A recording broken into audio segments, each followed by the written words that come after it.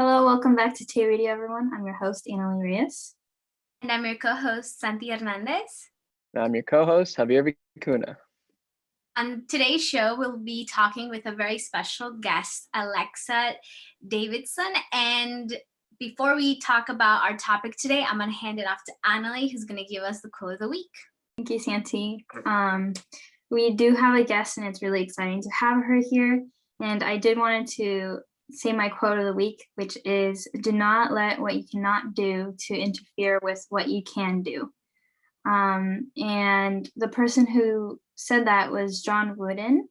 And I really like this quote because I feel like it can resonate a lot with youth right now. I feel like youth right now are really, well, everyone I think are in a process with our mental health. And so I just wanted to encourage a little bit to the youth that are experiencing a transition to adulthood. And I just wanted them to think that you may have a situation that it's not like very favorable to you, but if you change your perspective or your approach to things, which is something you can change, then there will be a different outcome. So I encourage every youth there who's watching or listening to notice what your perspective or approach with certain situations that you do not like, and see if you can change that outcome. And hopefully it's for the better. And that's all I wanted to say about the quote of the week. And now we're gonna be playing the PSA and we'll be right back. Are you in an unhealthy relationship? Are you a victim of a crime? Need someone to talk to? Well, the Victim Witness Program is able to help you by giving you the support and help that you need to be safe. You can call the Victim Witness Program at 415-473-5080. Again, the number is 415-473-5080. We hope that the PSA was helpful. As Annalie was stating, we do have a guest on the show today, and her name is Alexa Davidson. Alexa, thank you so much for being on the show. I'll let you go ahead and just introduce yourself. Hi, everyone. Thank you so much for having me today. My name is Alexa Davidson, and in my day job, I work for the San Geronimo Valley Community Center, and I actually helped start a program called the Next Gen program, which focuses on transitional age youth in West Marin. So I'm really happy to be talking to all of you today as part of that. But what I'm really here to talk about today is the Juvenile Justice and Delinquency Prevention Commission, which is a court-appointed community group that focuses on advocating for youth in the juvenile justice system, and also advocating for programs that help prevent youth from entering the juvenile justice system in the beginning to begin with. So I'm a co-chair along with Don Carney, who has been a guest on the show previously, and he does amazing work through the youth court. And so I'm happy to talk to all of you about that and about how youth can get involved and be a part of this work that's happening in Marin. Thank you for being on the show. We appreciate it. Very happy. All right, so Annalie, you have some questions to start things off here? I can start. Thank you for giving a brief description of what is JJPC. And I would like to know when and how did it start? Yeah, so I'm actually relatively new to the commission. I've only been on the commission for about a year and a half, but it's been a part of Marin County, part of our kind of county government programs for a very long time. It actually was one of the things that started youth court in Marin way back when it started. So it's ongoing. It's existed to support various programs that support youth. And it changes all the time, kind of what we focus on and what's our agenda for the year, and kind of what policies we're advocating around and programs we're supporting. So it looks a little different depending on what meeting you drop into, kind of where we're focused. But the purpose of it really is to support youth and families and to keep youth out of the juvenile justice system. Thank you for that brief description. And I really like how you guys have different agendas and different focuses. I feel like that has a lot of variation of the different things that you can look at and what you can improve. And speaking about improvement, I was wondering, have you seen any improvements throughout those years or that year that you've been here in JJPC? Yeah, so it's the JJDPC, which is like the longest acronym ever for a program, but absolutely. So the different projects that we get involved with, I think we've definitely seen some shifts and change. I think the biggest one we can point to is really a lean in from our community partners into restorative justice programs as an alternative to traditional, more punitive programs in response to crimes that are committed or in response to behavior that youth are exhibiting.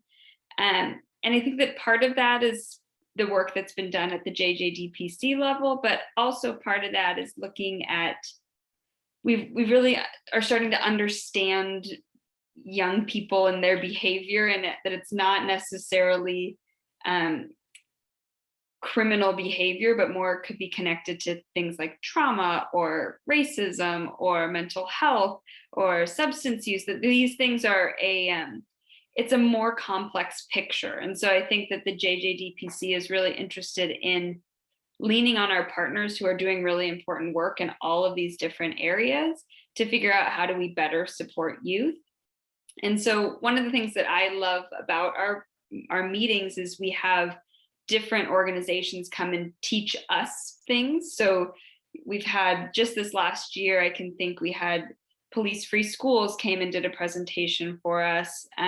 The County Mental Health and RX Safe Marin did a presentation for us, 10,000 Degrees. And so starting to look at like, how do we wrap our arms around young people and get them connected to what they really need so that they can thrive, and we don't have young people who are spending too much time in juvenile hall unnecessarily or on probation or in these systems that are not allowing them to kind of progress forward in their lives. I really like how this organization is really connected with the community and with different organizations. And I really think that just coming together and working together will help have like a better outcome. And I like how you're very like your organization is trying to give more exposure to youth of what you guys are doing. And I was wondering, what are some requirements of joining the commission as a youth? Yeah, so we have built into our bylaws that we have to have some youth members. So at least 2 members who are between the ages of 14 and 21 years of age. And members serve typically a 4-year term, but members who are under 21 years old serve a 2-year term, because we know that oftentimes you're going to college, you're going to work, you're doing whatever you're doing. It's a little bit more challenging to stay for a 4-year period, because who knows where you'll end up. But typically the process is attending some of our open meetings. So about 2 to 3 meetings prior to submitting an application. Then having a one-on-one meeting with a commissioner, so myself or someone else who sits on our commission, then requesting an application from our court administration. And then there's actually a process of getting a background check, and you get sworn in at the Superior Court. So you take an oath to uphold kind of our mission of this group. And so it's a commitment in the sense of you're committing your time, your energy, but also you're committing that you care about this and that you're passionate about it. And so we really are welcoming to whoever is interested in joining the commission, and just want to make sure that you know us, we know you, and then we can kind of move forward with whatever process. Wow. Thank you for giving that description as well. And is there a certain deadline for this application? So no deadline, it's on a rolling basis. So if anyone's interested in learning more about the commission, normally we have before COVID, we were meeting in person on the first Tuesday of every month. But now it's all on Zoom. So if people are interested in attending a meeting and learning more, they can email me directly, which I can give my email. It's adavidson@sgvcc.org. So feel free to reach out to me directly and I can get you the Zoom link and get you into our next meeting. Thank you for listing saying your Gmail. And hopefully people who listen or watch can and be encouraged to attend this or apply to this commission. Next, Javier is going to ask a little bit about the pandemic and how that interfered with this organization. Yeah, so you already kind of explained that you guys are on Zoom currently, but how is that, like, what do you guys do through Zoom exactly? Like, how is that being run? Yeah, go. Yeah, so it definitely took us a little while to adjust and kind of figure out how to move forward. But we've kind of got a rhythm now. So we have our monthly meetings. Every other meeting, we have a presentation from a community partner. And then in the meetings in between, we kind of discuss some more specific JJDPC business that we're working on.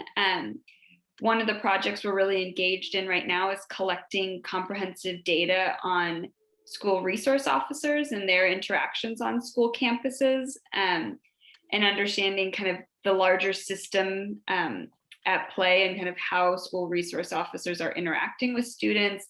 What are the crimes that they're being called in for, and how is there some alternatives that we can suggest? And so that's a big project for us right now. Also, before the pandemic, we always would host twice yearly youth officer roundtables. So it's bringing in any youth officer any officer who interacted with youth as part of their job for some form of education. And so we focused one year we focused on LGBTQ youth and kind of the specific needs that they have and what officers can do to be more supportive of those communities.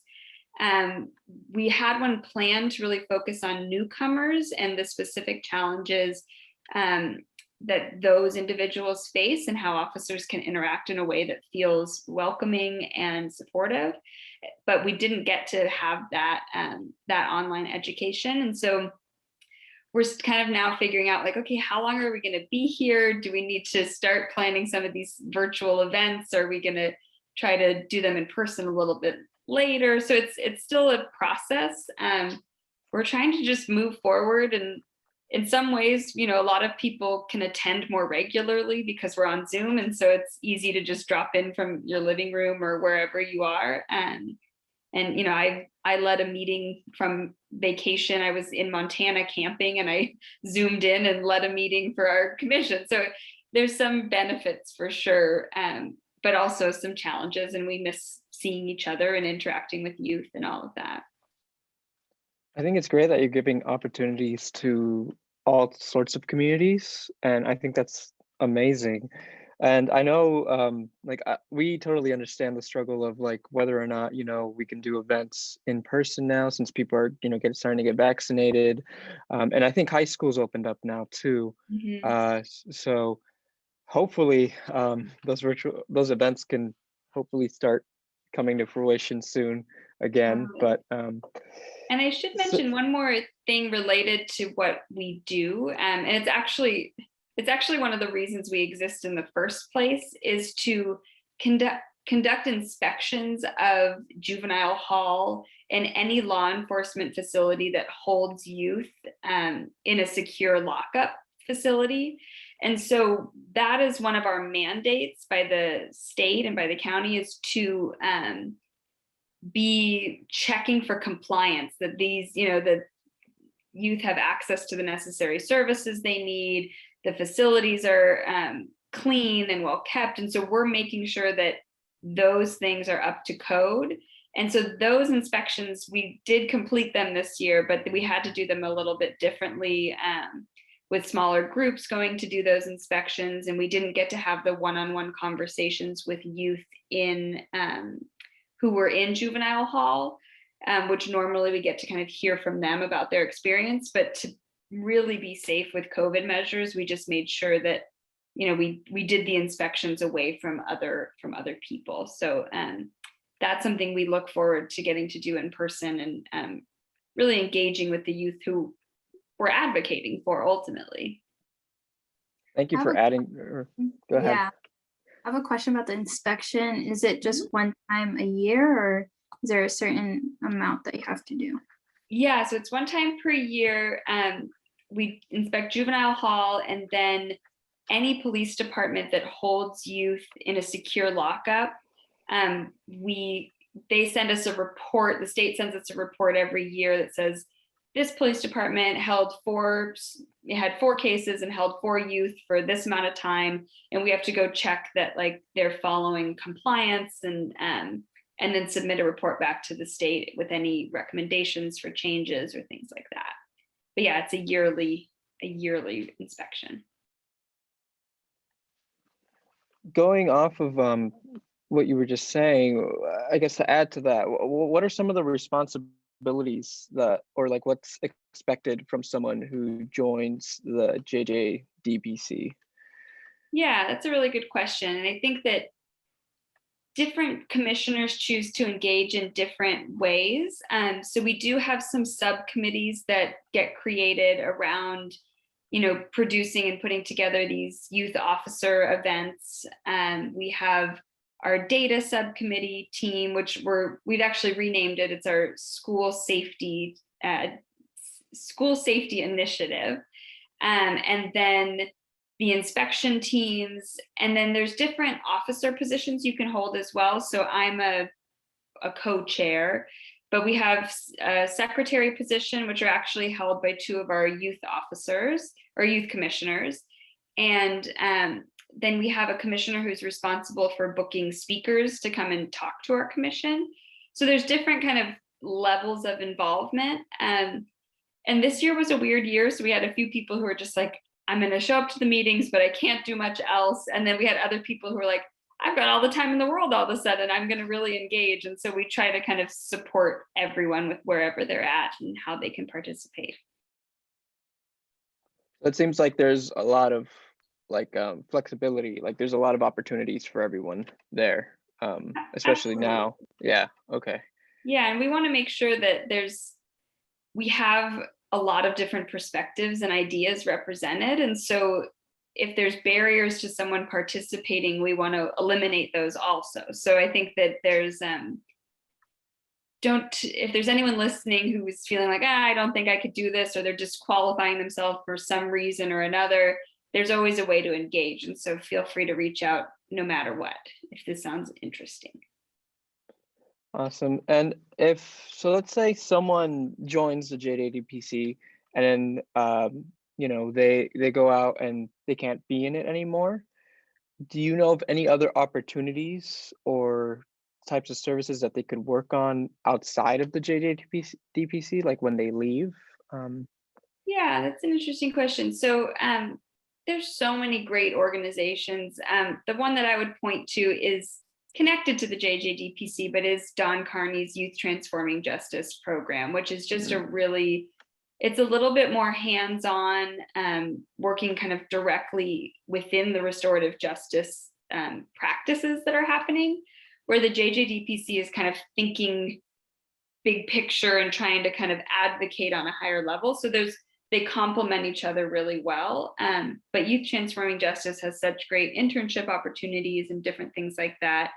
So that's the one that comes to my mind immediately. And I also should say that if a youth joins the commission, is interested in staying longer than 2 years, there's definitely people who've been on for multiple terms. And so if it's an interesting thing that people want to stay engaged with, they can do that. And on Zoom, even if you go off to college, you can still engage. So it's we have a couple, or one youth who graduated last year, went to college, but is still Zooming in and a part of the commission. So it's there's possibilities to stay involved in many ways.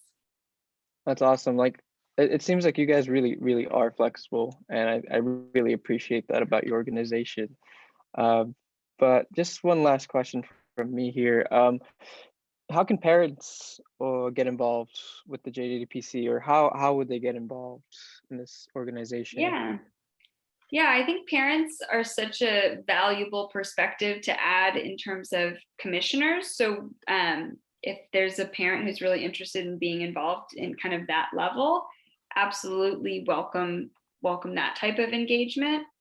Also, our meetings are open, and so if people want to just drop in, or if they see an agenda that's like, oh, this is particularly interesting to me, or I want to learn more about this, parents are welcome to drop in as well, just for a meeting or more. Where would people find the resources for the meetings if they wanted to drop in? So there is a website which I don't use very often, but it's marincourt.org/JJDPC. And on that webpage, you'll find my email and Dawn's email and our administrator at the court's email. And so there's lots of information that can be gained by reaching out to someone there. Great. We'll make sure to share that with our listeners and watchers. So thank you for sharing that. I'm going to go ahead and pass this over to Santi to ask some final questions here. Thanks, Javier. Well, thank you so much for sharing and giving so much information. I am new to the program, hearing about the program, and just getting to get a bit of the inside of how you guys are working is very interesting, and it's helpful. So thank you for being here. And well, you mentioned before that their term to participate is around either 2 years or 4 years. Mm-hmm. But what about, do you guys have volunteer opportunities for those who don't want to be committed? They're not, how would I say this? They don't have that time to be committed for those 2 or 4 years. Absolutely. So there's always opportunities to join a commission meeting and get involved in one of our subcommittees or projects. We have a lot of people who drop into meetings pretty regularly, but are just like, I just can't take on the responsibility of being a commissioner yet, but are really interested and want to stay engaged. So absolutely. And it would kind of start with attending some meetings if you're interested, and then finding kind of if there's a subcommittee that you can plug into. To do the things like the inspections, I do believe you have to be a commissioner to conduct that type of business. So there's certain things that you have to kind of have this background check and these other things that are required to join the commission. But there's also lots of other projects and interesting things to get involved in as a volunteer. Perfect.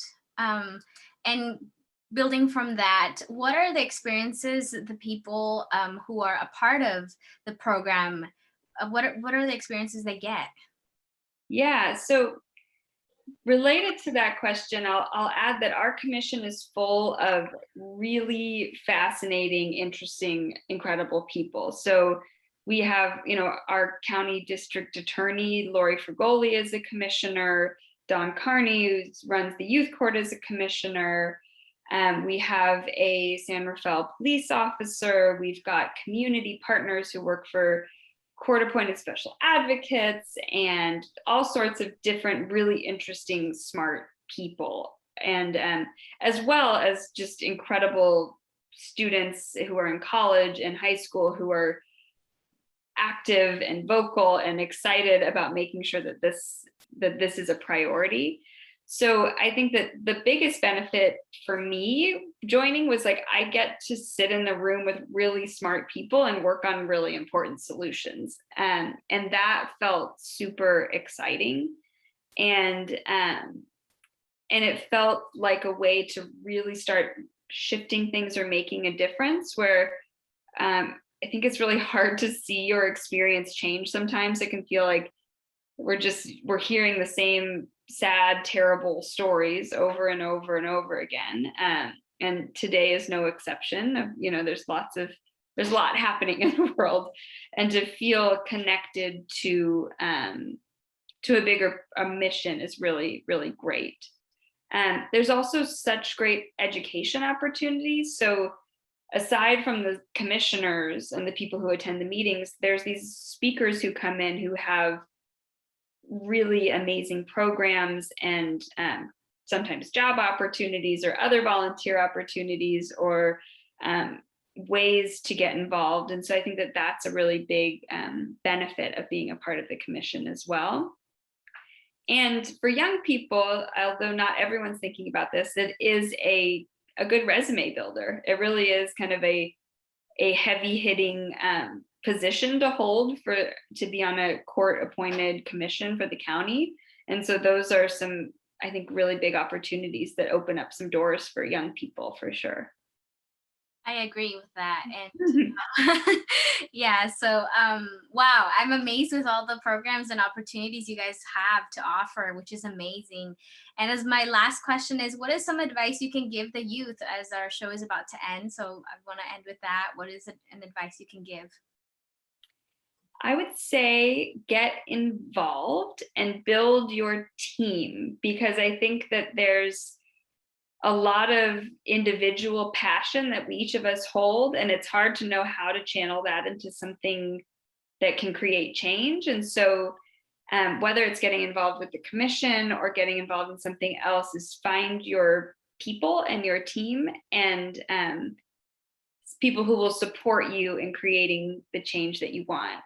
And connected to that also, I think that the young people are the ones who should be telling us what to do, especially as we're talking about what youth need and how to keep youth engaged and out of trouble and out of the juvenile justice system. So I think that put your voice in there and don't be afraid to say what you feel and say it loudly.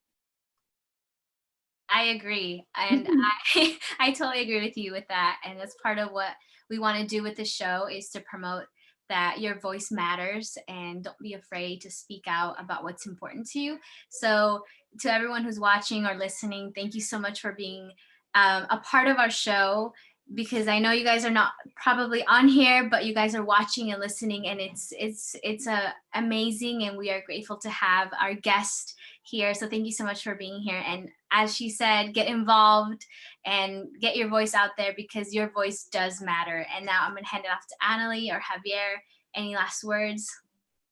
I agree completely with what you said. I think this is a great program for building a resume, and just being able to get involved with the county in this way is an amazing opportunity that you guys are giving. So I really appreciate you being here on the show, Alexa, and it was an honor talking with you. Thank you. Thank you, Javier. I'll also say the same, and thank you for explaining a little bit more about this organization and different opportunities given to youth, and your inspirational words of getting support is very helpful for youth, especially to get that confidence and raise their voices. So thank you for being on the show as well. Thank you all. I appreciate what you do every day, and I'll be back if you'll have me someday. Of course, we'll be glad to have you again. Excellent. All right, well, thank you. Bye, guys. Bye. Bye-bye.